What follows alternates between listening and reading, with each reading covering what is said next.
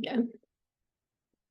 Okay, as I said in the email that you should have got on Friday, Emma Geen, who is going to be with us tonight to talk about disability justice and accessibility, unfortunately can't make it. So I asked if folks had a preference on having a peer learning space looking at disability justice and accessibility, or instead spending this time together to kind of further explore the decision-making model that we touched on last time.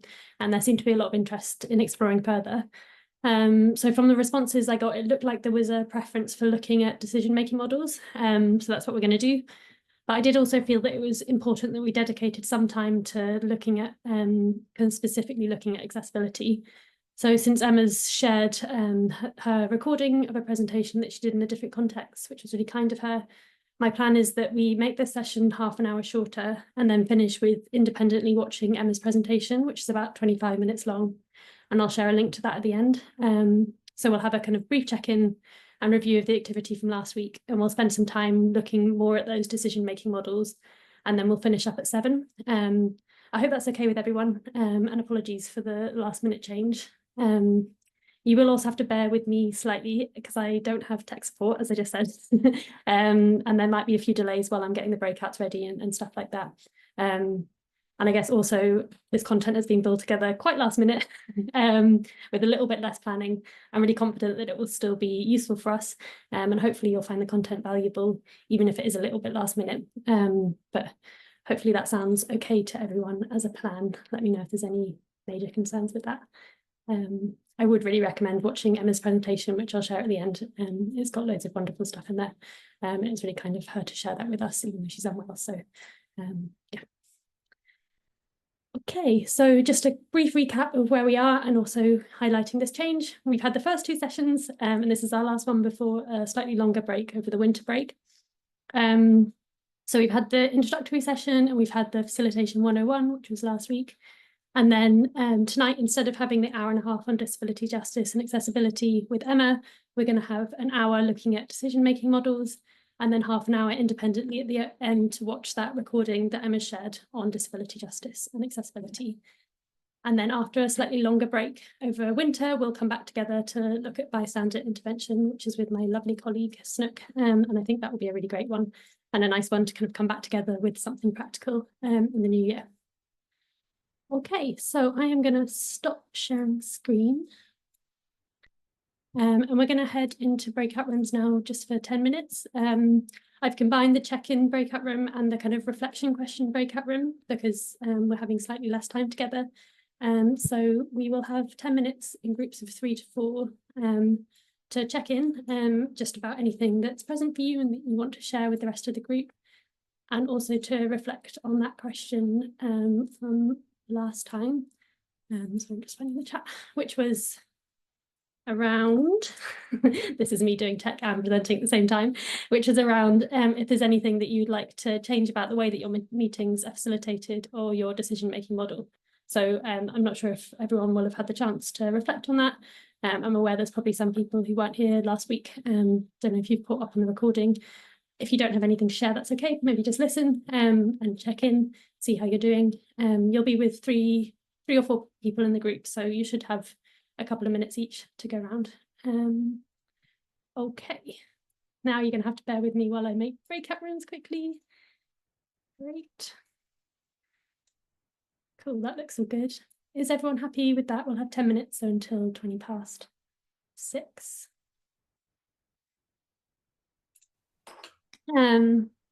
So just a quick recap. We looked at this slide at the end of last week's training on facilitation, but we didn't go into much detail about it at all. Just checking that chat. Oh, thanks, Tracy. Yeah, nice to know who you are. So these are the 4 decision-making models that we're going to look at today. It's very much not an exhaustive list, but I hope and imagine that it will cover most of the basic models you could encounter in group spaces. They might go by different names, but I think this gives a pretty good foundation to different decision-making models.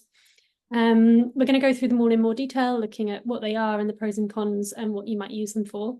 But also just a quick caveat that I think these distinctions are often quite kind of permeable, and there's crossovers in some ways between a lot of them.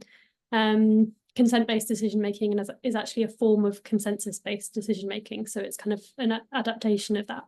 And as I said last time, you also don't have to just choose one, but you might want to have one model for one type of decision and another for another type of decision, or you might want to use one model in your working group and then one model in kind of whole group discussions. So we're going to dive into them in more detail and then have the chance to discuss which ones or one might be right for your context or more appropriate for your context. But while we're going through, I'd also really love to hear from you all about if there's any specific examples or experiences you have with using these different types of models. So maybe just bear that in mind. And I'll kind of pause presenting as we go through so that we can share any examples and kind of bring them to life a little bit. Okay, so majority rules. It is a vote-based system which relies on the support of the majority.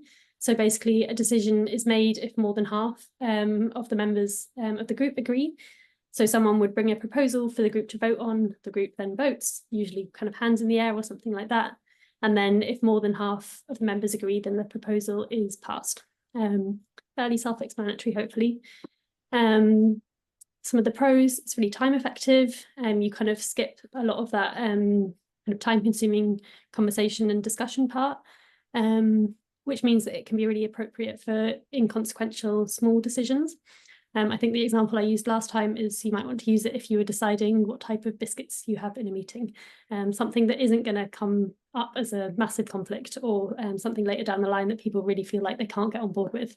Although I understand that biscuits can be controversial. I think it's probably, we would all agree, it's not a massive decision-making process needed for it. And another pro is that in theory, everyone has equal voting power. It's maybe an attempt to mitigate some of those power dynamics that we talked a lot about last time, because everyone's hand counts as one vote. You kind of attempt to mitigate some of those louder voices. But on the flip side, it can mean that up to half of the group, or just under half, are really against the decision made, and you have a big portion of your group who are kind of really not feeling like they can sit with the decision. Which can result in group fractures and members leaving if they feel their views haven't been accounted for, or kind of conflict coming up later down the line. And although that lack of dialogue is time effective, it can mean that there is kind of a lack of reasoning or amendments and no opportunity to kind of like amend the proposal or the decision and like talk about it and kind of flesh it out, I guess, would be a different way of putting it. The next one we're going to look at is leader-led. So this is a decision-making system which relies on one person or a smaller group of people holding decision-making power on behalf of or over others. So this one person or small group of people could be in this position by a vote. Could you have used a majority rules vote to come up with this? Or it could be self-imposed. So maybe they set up the group and it's just always been that way that they're kind of in a position of power and make those decisions. So those out with the core group can have various levels of influence. You might have mechanisms for them to feed in. Some groups use this absolutely, but others allow input and feedback from the wider group, but at the same time have a core group who have kind of final decision-making power over the project or the group as a whole. Some of the pros, it can be time effective for members of the group who aren't making the decisions. So maybe you've got loads of members in your group who actually don't want to be involved in that decision making and don't want to sit through lengthy discussions about it and would rather kind of be able to step out of that. And when it's used well, that kind of one person or that core group who have the knowledge, they kind of can make those decisions and act in the best interest of the group, like taking on board wider concerns or thoughts from the group and then making those decisions accordingly when it's working well. And then it can also really support with security concerns, which is obviously especially important in groups which maybe have to worry about police presence or interference. So if you've got a smaller group of people who are all kind of vouched for or known who are in those discussions, it's supportive for security. But then on the more kind of con side, obviously one person or that small group are holding all the power and it requires quite a lot of trust and good processes that they'll use that power correctly. You don't want a situation where they're kind of abusing that power and people are getting increasingly frustrated. It can be harder for those without decision-making power to interject on a decision that they disagree with. And it can lead to kind of cliques developing and the interests of the wider group being ignored, which can obviously lead to conflict, especially if it's kind of ongoing for a while and continuing to develop. I'm going to pause screen sharing then, but I actually forgot to mention at the start that a lot of this information resources is drawn from a training that my lovely colleague Elle did, so I should have given them credit right at the start, but wanted to do it now before I forget. Can't take credit for all of this. It's kind of been adapted from a resource that they shared with me. Okay, I'm going to pause recording. So moving on to consensus, this is a decision-making system that encourages the decision to be made collaboratively, where group members work together to reach a decision that all support. So I think someone mentioned it, maybe Shade, you mentioned it, but that's the decision-making model you ended up using after the majority rules one didn't work. I think it's really common. I've definitely been in spaces where it's used. It has some key pros in that it allows for input and decision-making power from all members of the group. And then in theory, it's diplomatic. It means that everyone is on board with any decision made and all needs and opinions are taken into account. Emphasis on theory, because we'll get onto the cons. It basically means that everyone needs to be okay with the decision for it to move forward, I guess would be a really simple way of putting it. Which means that it's often really time consuming because you go back and forth and you have to make sure that kind of every last member of the group is happy to be on board with the decision. It means that the decision can't go ahead even if just one member of the group is opposed. So just one or two or a small number of people can kind of like block the progression of a proposal or a decision, which can feel really frustrating, especially in potentially a bigger group where you kind of really need to get on with stuff and you have responsibilities and people are relying on you.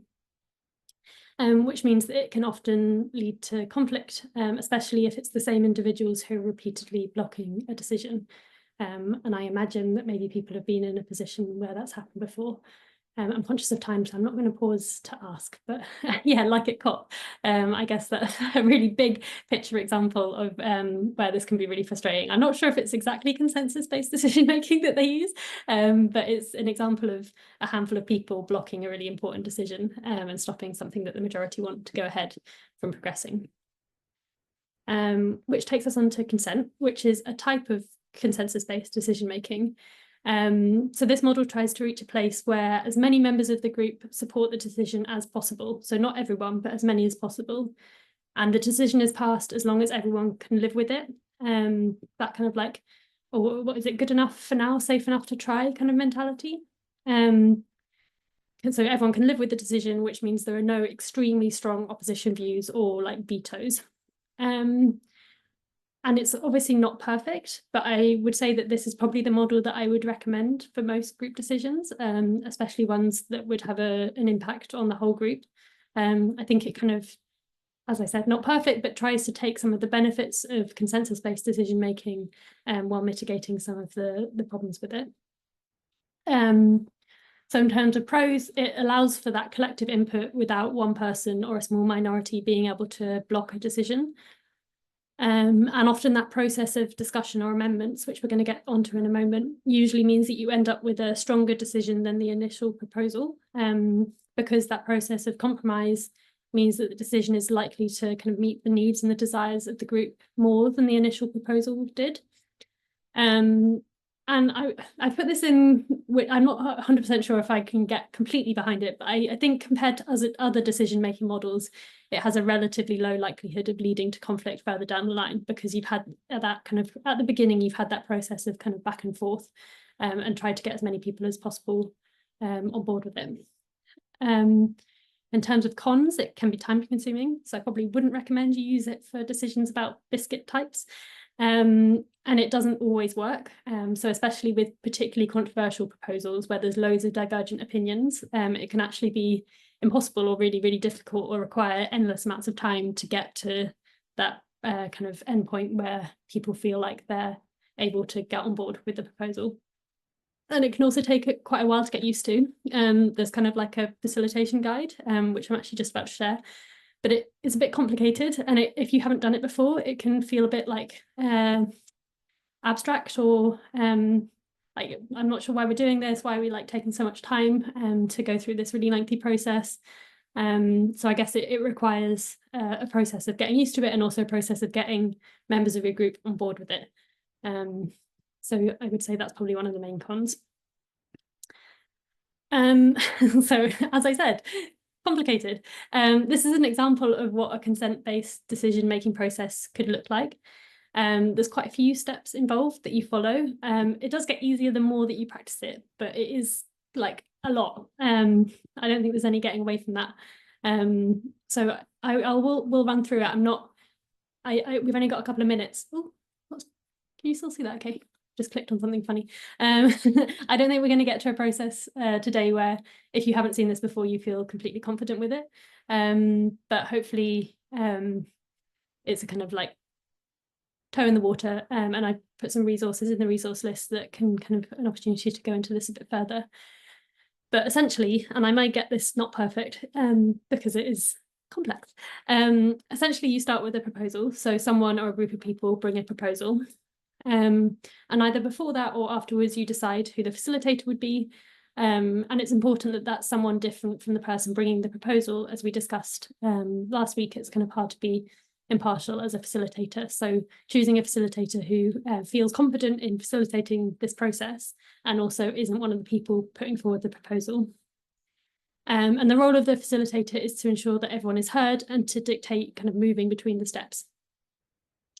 So the second step is clarifications and questions. So I think a few times during this series, I've asked if anyone has clarifying questions, which are really different from expressing opinions. So this process is an opportunity for people to make sure that they're clear on what the proposal is, so to ask any clarifying questions. And it's really important that the facilitator is like strong on that and doesn't give people the opportunity at this stage to express opinions when it's still the kind of clarifying questions part. And they can say, actually, that's not a clarifying question, but we'll kind of pin that under the discussion section. So making sure that everyone has the information they need and understands the proposal and is kind of like confident to move on to discussing it. So if that's the case, you move on to discussing it. And if there's still clarifying questions, kind of sticking on that point. The third step would often be doing a temperature check, which we again talked about last week. So that would be, if I was the facilitator, I would ask people to give me a thumbs up if they're really in favour of the proposal, a thumbs down if they're really against the proposal, and maybe their thumb somewhere in the middle if they're somewhere in the middle. And that's a really useful tool for the facilitator to use, because if I'm the facilitator, it gives me a quick picture of the room where people are at and an indication of how I might want to facilitate the next part. Maybe everyone's already in favour and we can kind of speed through this quite quickly, or maybe there's loads of different opinions and it's going to be quite a tricky discussion part. Hopefully this is all clear. Then we would move on to the fourth part, the discussion part. Which is where people have an opportunity to express any concerns, comments, or disagreements. So you might do this as a go-round, or you might do it as kind of popcorn style. It would depend on what was most appropriate for the group.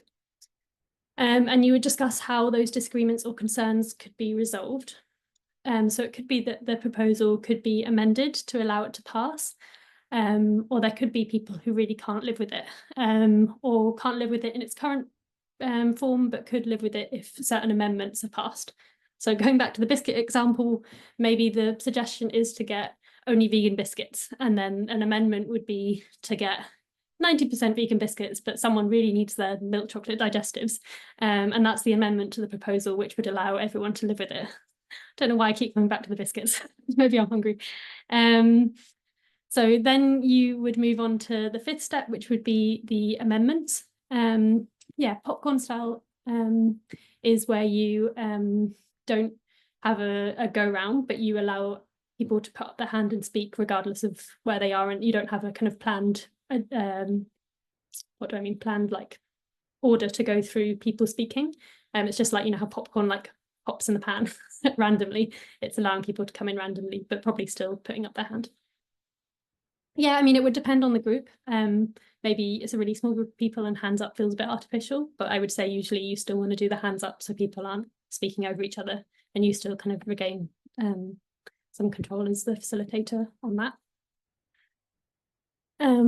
So yes, so after the discussion point, you would move on to the amendments. Does everyone agree with the amendments being added? Maybe the person who put forward the initial proposal to have only vegan biscuits actually thinks that having the milk chocolate digestives completely negates their initial proposal, and they're not okay with that amendment, even if it means it will go through.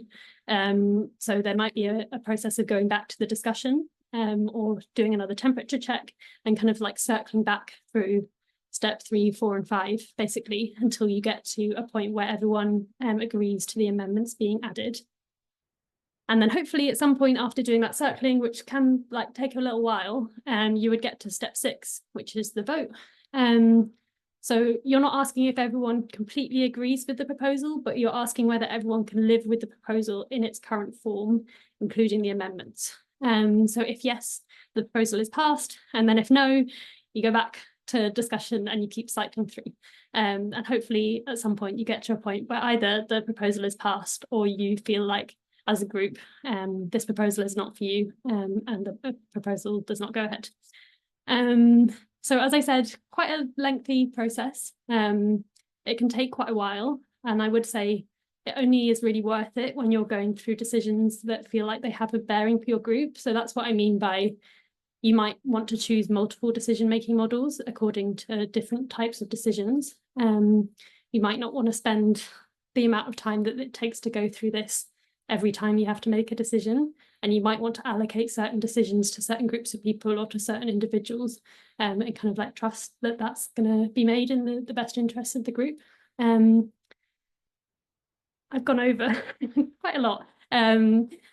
Sorry about that. I think it's partly because this has been pulled together last minute, but I would like to give a bit of time for breakouts to discuss this around your context, but I'm also going to pause if there's any questions, because I'm aware that I just rattled through 4 different types of decision-making models in quite a short amount of time, and one very complex one. So does anyone have any questions about that or any of the other ones? I will stop sharing and stop the recording. Okay, so just a brief overview of what the plan is before the next session. As I said at the start, our next session is on the 13th of January, so it's a wee bit further away, and the kind of reflection exercise that I'm going to give you reflects that kind of longer gap, so it's a little bit more chunky than previous ones. We do have the WhatsApp group that some people kind of requested for last time. There was a little bit of an issue with people joining and then adding other people, so I've changed the security measures now, so that shouldn't happen. Apologies to those of you who are in the WhatsApp group when that happened. But if there's anyone who's not in there and wants to join it, then there is a link there. Might be especially useful over the kind of longer break, if there's anything that you want to touch base with people on.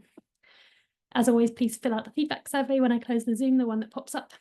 And then the kind of reflection question, which I'll put in an email, so don't worry about noting it down, is thinking about everything that we've looked at so far. What could you do to make your group more accessible, inclusive, and joyful? So a little bit of a kind of New Year's resolution for your group, I guess. And the things that we've looked at so far are the kind of what is group culture and why is it important, facilitation 101, tonight's decision-making models, and then the video on disability justice and accessibility that I'm about to share with you. So my request, I'm going to put in the chat. Yeah, I'll share the link to the WhatsApp group in the follow-up email. It's also in the one that I sent on Friday, if you want to go back to that one. It should be in there. Okay, so in the chat, I'm putting a link to the recording, which Emma has shared with us. Sorry, there's a few links there. So it's about 25 minutes. I'd really recommend watching that. That's the kind of most important thing. And then if you want to go into any more detail, I put a link to Emma's website, and there's a report there as well, the Protest for All report, which she contributed to. So we'd recommend giving that a read. And then the resource list, where I've included some resources on decision-making models, as well as accessibility and disability justice. So yeah, the reason we're finishing up early is mostly to watch the recording, but if there's any other bits that you want to do, then that is the space to do it in. Okay, I'm gonna stop recording.